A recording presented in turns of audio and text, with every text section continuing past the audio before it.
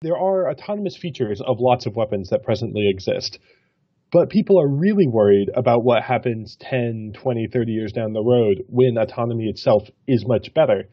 And so we have, right? We have homing torpedoes and we have fused bombs and we have, like, as laser guided missiles and selected, but like cruise missiles do with a GPS or with other map inputs, and then possible target profiles.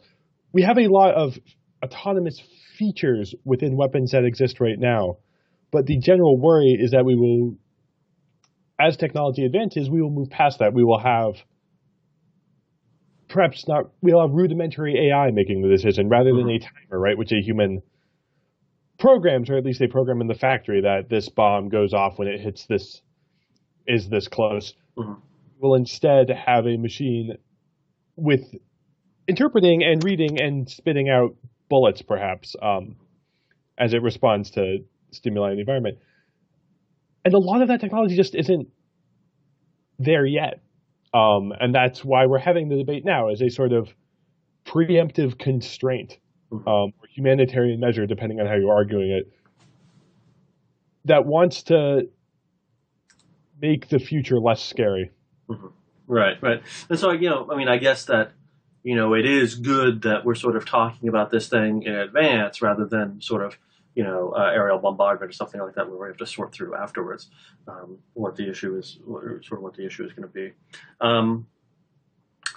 How much of, and this is sort of a frustrating point that I get caught up in, how much is, in your view, how much of the debate over autonomous weapon systems and the problems with autonomous weapon systems? I don't know if you saw, actually, one of these I did with Charlie Carpenter, where we talked about, like, her argument, interestingly enough, was that, and I like this because you and I both referenced this political article by Michael Horowitz, and I forget the second author, but it had the classic killer robot Terminator up there.